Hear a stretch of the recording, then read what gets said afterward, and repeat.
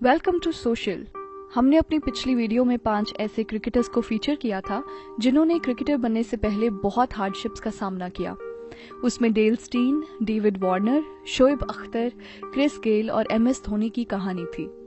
आप सबका उस वीडियो पे ओवरवेलमिंग रिस्पांस देखते हुए हम इस बार 10 ऐसे इंडियन क्रिकेटर्स की कहानी बताएंगे जिन्होंने इंडिया को रिप्रेजेंट करने से पहले बहुत मुश्किलों का सामना किया है। नंबर 10, रमेश पवार। आप में से कई लोग इस नाम से वाकिफ होंगे और शायद कुछ लोग नहीं भी। रमेश पवार ने इंडिया के लिए 34 वनडे और 2 टेस्ट मैचेस खेले हैं, पर वहां तक पहुंचने के लिए भी उन्हें बहुत मशक्कतों का सामना करना पड़ा। बचपन में मदर की डेथ हो जाने के बाद उन्हें उनकी सिस्टर ने सपोर्ट किया, पर फिर भी उन्हें कई मुश्किलें आई क्योंकि रमेश एक ओवरवेट क्रिकेटर थे और कितनी ही बार उन्हें मजाक और तानों का सामना करना पड़ता था। पर जब रमेश का इंडियन टीम में सिलेक्शन हुआ तो सभी हैरान रह गए और जब इसके बारे में उनकी सिस्टर को पता चला तो उनकी आंखें भर आईं, क्योंकि उन्होंने रमेश के सपने को पूरा करने के लिए अपने सपनों को सैक्रिफाइस कर दिया था। नंबर 9, उमेश यादव। इंडिया के fast bowling sensation Umesh Yadav के पिता एक कोल माइन में काम किया करते थे और उमेश सिर्फ टेनिस बॉल टूर्नामेंट्स ही खेला करते थे और उनका असली गोल था इंडियन पुलिस में सर्व करना।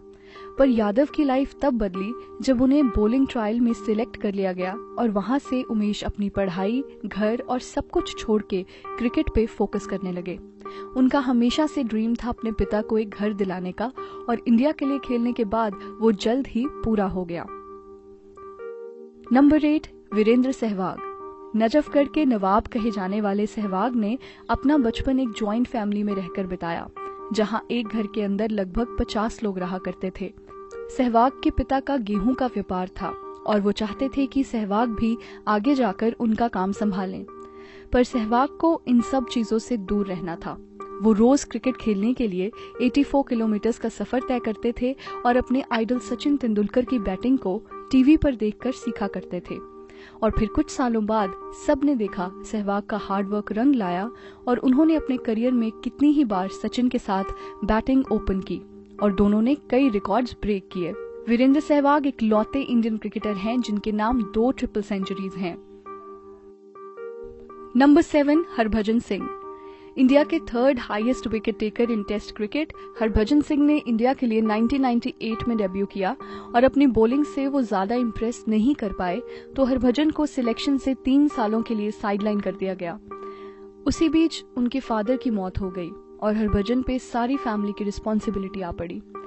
वीरेंद्र सहवाग ने एक इंटरव्यू में रिवील किया कि हरभजन उस वक्त इतने परेशान थे कि उन्होंने अपना मन बना लिया था कनाडा जाके एक ट्रक ड्राइवर की नौकरी करने का। पर कुछ महीने बाद ही हरभजन को ऑस्ट्रेलिया सीरीज के लिए सिलेक्ट कर लिया गया और सभी को याद होगा कि उस सीरीज के बाद हरभजन की जिंदगी बदल गई थी। वो उस सीरीज के हाईएस्ट विकेट टेकर रहे जहां उन्होंने 3 टेस्ट मैचेस में 31 विकेट्स ली, जिसमें एक हैट्रिक भी शामिल थी। नंबर 6, मोहम्मद शमी। साहसपुर नाम के एक छोटे से गांव से आने वाले मोहम्मद शमी की कहानी एक मिरेकल की तरह है, जहां उनके विलेज में क्रिकेट खेलने के लिए एक भी ढंग का ग्राउंड नहीं था और ना ही वहां 8 घंटे से ज्यादा बिजली आया करती थी। जब उनका सिलेक्शन कोलकाता के एक क्रिकेट क्लब में हुआ तब शमी के पास वहां रहने के लिए पैसे भी नहीं थे, तो वो अपने कोच के साथ रहा करते थे।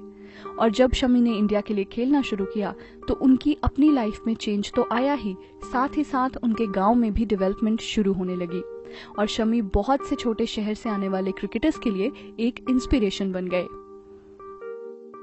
नंबर 5, विनोद कांबली। सभी ने उनके और सचिन तेंदुलकर के बचपन की दोस्ती के किस्से सुने होंगे, पर बहुत कम लोगों को विनोद कांबली के स्ट्रगल के बारे में पता है।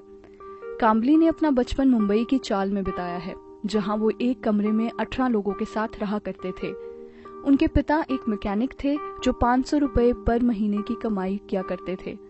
कांबली ने इतने मुश्किल दिन देखे हैं कि उन्हें बैट खरीदने के लिए चोरी भी करनी पड़ी। पर कांबली की लाइफ में एक नया मोड़ तब आया जब सचिन और उनकी 600 से भी ज्यादा रन की पार्टनरशिप के चर्चे पूरी दुनिया में हुए और उन्हें उसके बाद 200 रुपए हर महीने मिलने लगे। कांबली का क्रिकेट करियर बहुत ही कंट्रोवर्सी से भरा रहा है, पर उनकी स्ट्रगल की कहानी वाकई बहुत इंस्पायरिंग है। नंबर 4, रविंद्र जडेजा। गुजरात से बिलोंग करने वाले रविंद्र जडेजा एक वक्त इतनी मुश्किलों में थे कि उन्होंने क्रिकेट छोड़ने का मन बना लिया था।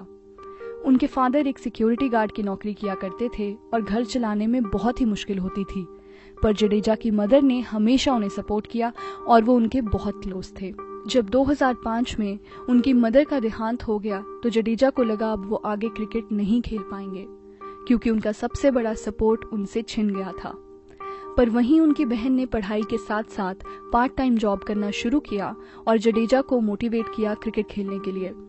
फिर वो पल भी आया जब 2008 में इंडिया अंडर 19 टीम ने वर्ल्ड कप जीता और उस टीम के जडेजा वाइस कैप्टन थे। हर प्लेयर को बीसीसीआई द्वारा 15 लाख रुपए दिए गए और उसके बाद से ही जडेजा अपने करियर में ऊंचाई की सीढ़ियां चढ़ते गए। उन्होंने अपने फादर को सिक्योरिटी गार्ड की नौकरी से रिटायरमेंट दिलाई और अपने परिवार के लिए एक नया घर भी खरीदा। नंबर 3, जहीर खान। कपिल देव के बाद जहीर ही एक ऐसे फास्ट बॉलर हैं जिन्होंने इंडिया के लिए 300 से ज्यादा टेस्ट विकेट्स अपने नाम की हैं। जहीर बचपन से क्रिकेट के लिए पैशनेट थे। उनका जब मुंबई के नेशनल क्रिकेट क्लब में सिलेक्शन हुआ तो उन्हें अपना घर छोड़ के अपनी आंटी के साथ रहना पड़ा, जो एक हॉस्पिटल में एज अ हेल्पर काम किया करती थी। जहीर के मेंटर सुधीर नायक ने एक इंटरव्यू में रिवील किया कि जहीर हॉस्पिटल के एक छोटे से कमरे में सोया करते थे, जहां ना उनके पास कोई खाने की फैसिलिटी होती थी और ना ही अच्छी तरह सोने की। वो बिना तकिए के एक चादर लेकर सो जाया करते थे और सुबह कुछ खाए बिना ही प्रैक्टिस में आ जाते थे। वो ऐसा इसलिए करते थे क्योंकि वो अपनी आंटी को परेशान नहीं करना चाहते थे, जो रात भर हॉस्पिटल में ड्यूटी दिया करती थी। पर कुछ महीनों बाद ही उनकी आंटी ने उन्हें बताया कि उनके पास भी जहीर को पालने के लिए कोई फाइनेंशियल सोर्सेज नहीं बचे हैं। तो उसी वक्त से 17 साल के जहीर जॉब ढूंढने में लग गए और उनके मेंटर ने उन्हें 5,000 पर मंथ की जॉब दिलवाई, जो उस वक्त के लिए एक अच्छी इनकम थी।